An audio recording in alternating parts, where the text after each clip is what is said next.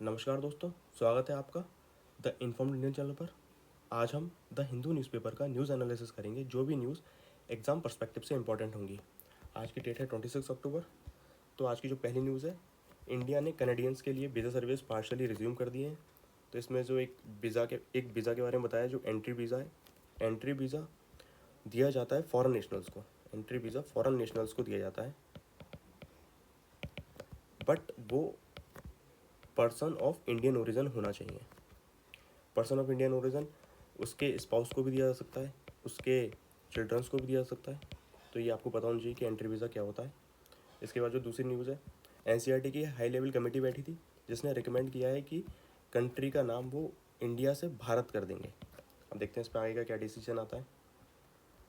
आज की जो नेक्स्ट न्यूज़ है, उसमें एक बहुत इंटरेस्टिंग फैक्ट बताया गया है कि वॉन फायर जो सिक्योरिटी गार्ड्स रात में लगाते हैं, वॉन फायर जलाते हैं, तो वो भी एक रीज़न है फॉर पोल्यूशन। ये हमारे लिए इतना इंपॉर्टेंट नहीं है, लेकिन जो इम्पोर्टेंट है वो है ये अथॉरिटी का नाम।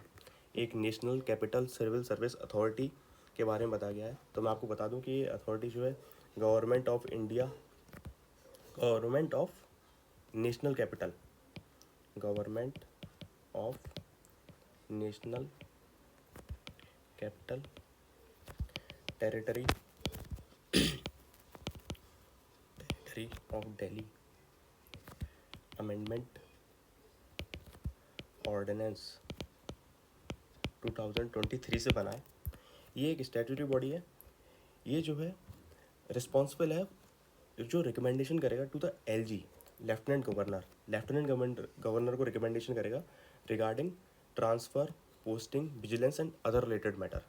इसके जो मेंबर हैं वो होंगे आपके दिल्ली के सीएम और chief secretary and principal secretary of home. ठीक है। तो इसका जो एक इम्पॉर्टेंट न्यूज़ ये है कि ये जो है मेजॉरिटी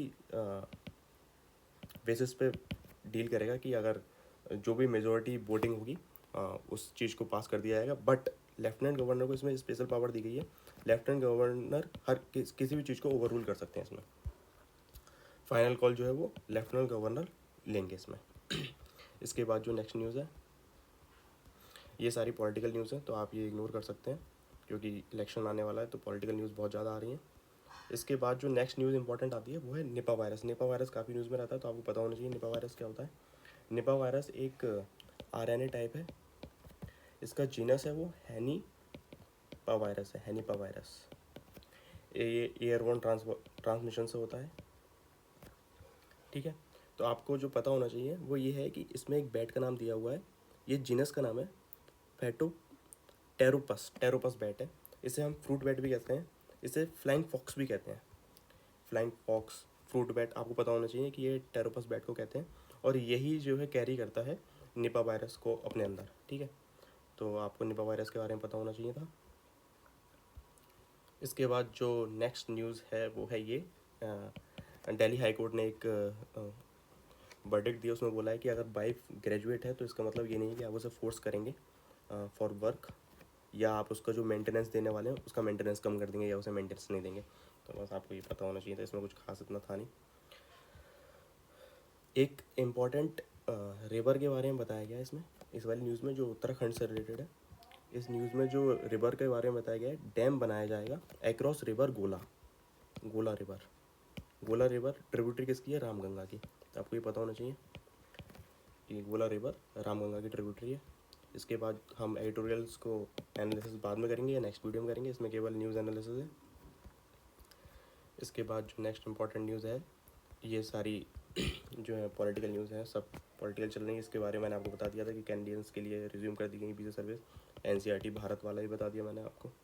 इसके बाद जो नेक्स्ट इंपॉर्टेंट न्यूज़ है वो ये है, न्यूजीलैंड ने भी इंडिया ने जो स्टेप लिया है कि 41 कैनेडियन डिप्लोमेट्स को वो हटा देगा यहाँ से, तो उसे क्रिटिसाइज़ किया है। तो इसमें जो इम्पोर्टेंट चीज़ आई थी वो आई है 5i इंटेलिजेंस। तो आपको 5i इंटेलिजेंस को पता होना चाहिए। 5i इंटेलिजेंस जो है ये ऑस्ट्रेलिया, इसमें जो मेंबर हैं वो हैं Australia, Canada, New Zealand, UK, US. ठीक है। तो ये कंट्रीज़ जो हैं वो किस पार्टनरशिप का, किस एग्रीमेंट के अंदर है? ये है मल्टीलेटरल यूके यूएसए एग्रीमेंट। इस एग्रीमेंट का काम क्या है कि ये सिंगल इंटेलिजेंस की तरह काम करेंगे। अगर कोई भी न्यूज़ किसी के पास है तो वो उसे न्यूज़ देंगे, और मतलब ये वर्ल्ड वॉर 2 के बाद आया था और ये एज अ सिंगल इंटेलिजेंस की तरह काम करेगा। ये जो है हेल्प करता है, इंटरपोल की भी हेल्प करता है, ये इंटरपोल की हेल्प करता है ये। तो आपको ये पता होना चाहिए कि 5 आई इंटेलिजेंस कौन है और इसके मेंबर कौन है। ये वर्ल्ड वॉर 2 के बाद जो है काफ़ी पॉपुलर हुआ था। इसकी जो देखी जाती है डेटिंग वो वर्ल्ड वॉर 2 के बाद ही देखी जाती है। इसके बाद जो नेक्स्ट इंपॉर्टेंट न्यूज़ है, ये हमारे जो इसराइल के एम्बेसडर हैं उन्होंने बोला है कि इंडिया को हमस को एक टेररिस्ट ग्रुप डिक्लेयर कर देना चाहिए। यहाँ तक हालांकि लोगों को पता नहीं है कि इंडिया ने अभी तक हमस को टेररिस्ट ग्रुप डिक्लेयर नहीं किया है, और इंडिया जो है बिलीव करता है 2 स्टेट सोल्यूशन में। 2 स्टेट सोल्यूशन में वो चाहता है कि पैलेस्तीन भी रहे और इजराइल भी दोनों रहे। ये आपको पता होना चाहिए कि इंडिया ने अभी तक हमस को टेरर ग्रुप डिक्लेयर नहीं किया है। इसके बाद जो नेक्स्ट इंपॉर्टेंट न्यूज़ है सीडी, तो इसमें जो एनपीके का आपको रेशियो पता होना चाहिए 4:1। एनपीके का रेशियो 4:1 रहता है हमारे फर्टिलाइजर्स में, ये आपको पता होना चाहिए। इसके बाद जो नेक्स्ट इंपॉर्टेंट न्यूज़ है वो है आर्मी ने वर्टिकल विंड टनल्स आर्मी ने जो है इंस्टॉल किया है वर्टिकल विंड टनल को। तो आपको वर्टिकल विंड टनल के बारे में बता देता हूँ। ये हिमाचल प्रदेश में किया है इन्होंने। इसका काम क्या होता है, जैसे कोई भी आर्मी का पर्सनल फ्री फॉल कर रहा होता है। फ्री फॉल का मतलब है कि ग्रेविटी के इन्फ्लुएंस में वो गिर रहा है, बस ग्रेविटी उस पर एक्ट कर रही है। तो वैसा ही सेम एनवायरनमेंट क्रिएट करने की कोशिश करेगा, जिससे कि आर्मी पर्सनल्स के पास स्किल आ पाए कि वो रियल लाइफ में अगर फ्री फॉल कर रहे हैं तो उन्हें कैसे करना चाहिए और क्या करना चाहिए। तो आपको इसके बारे में पता होना चाहिए। इसके बाद जो नेक्स्ट इंपॉर्टेंट न्यूज़ है कि जो हमारे एक कमेटी बनाई गई है, जिसका काम है कि वो देखेगा कि one election simultaneous election in the country को देखने की बात कर रहा है। तो उसे कौन हेड कर रहा है, हमारे रामनाथ कोविंद जी हेड कर रहे हैं उसे। ये कमेटी का नाम है the high level committee on one nation one election. तो ये इंपॉर्टेंट है, इसे हेड कौन कर रहा है, रामनाथ कोविंद जी।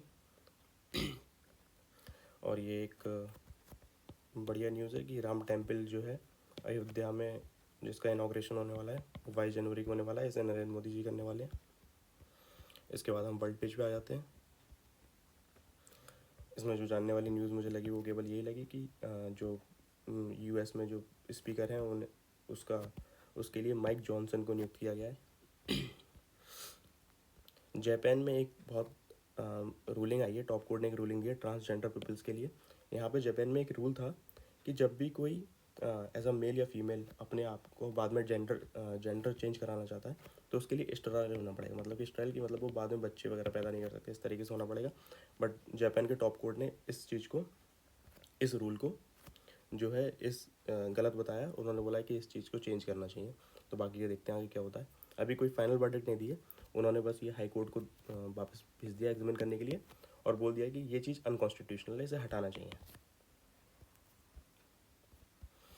इसके बाद कोई इतनी खास न्यूज़ नहीं है, ये स्पोर्ट्स पेज है, आप पढ़ सकते हैं अपनी खुशी के लिए।